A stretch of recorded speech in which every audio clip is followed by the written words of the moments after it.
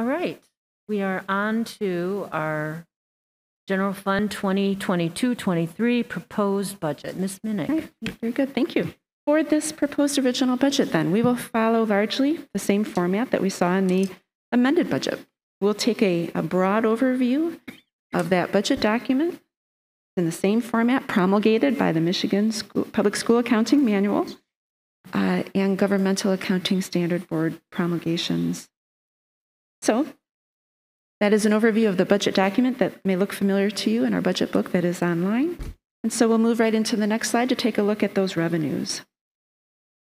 Again, the same format. We see those four main sources of revenue categories.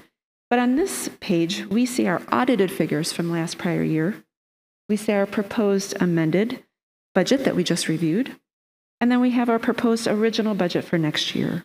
And the variance column is the difference between the amended budget and the original proposed budget for next year.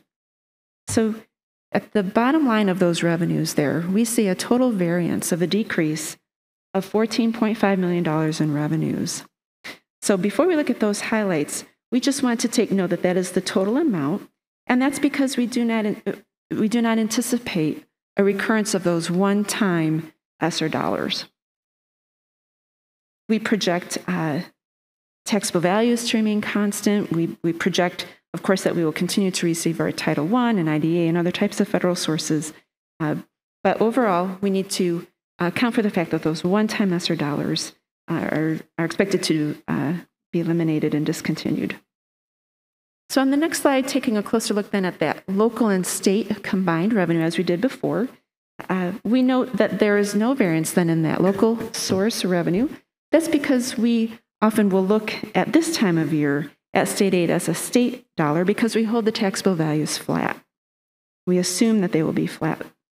So recall that the state of Michigan held two consensus revenue estimating conferences, one in January, one in May, and both indicated very strong revenues at the state level, both in the state's general fund, general purpose, but also in the school aid fund.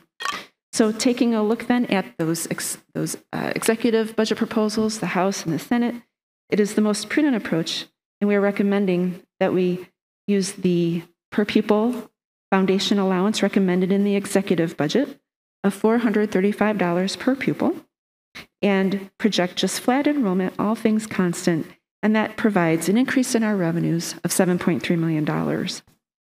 Our assumptions also include in the anticipation of continued Section 31.0 funding, but for this fiscal year, that level of funding will be 66% of this year's funding, so an increase of $1.2 million.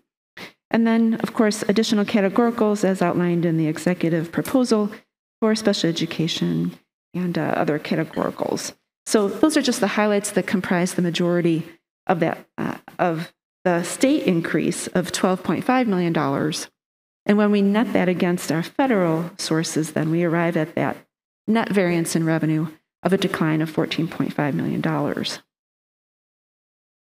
The next slide just highlights those notes for federal source revenues, the discontinuation of that federal revenue of $24.8 million. But again, we see that the variance is $27 million. So the other significant factor giving rise to that is what we anticipate to be one-time emergency E-rate connectivity fund grant. So we took that into account. So then turning our attention then to the expenditures.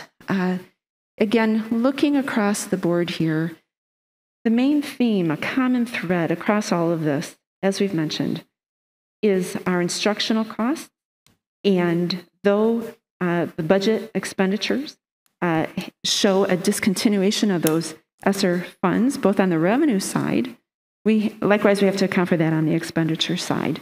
But yet there are investments that we have made in our student supports, our teaching and learning that we want to maintain. We want to maintain those investments, so we will continue to attend to those by hiring additional supports for mental health, maintaining our nursing staff levels.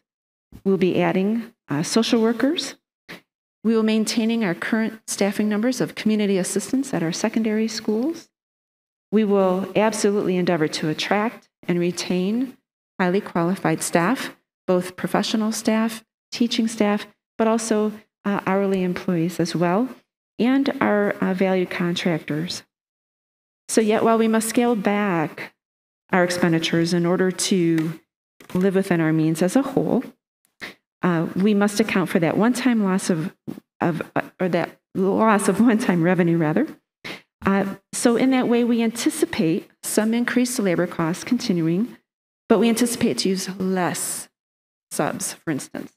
So while some costs may increase, we intend to use less of it. So we anticipate hiring social workers, as I mentioned, and some additional staff, but we will need to reduce in other areas across these budget lines, sprinkled across instructional as well as non-instructional costs.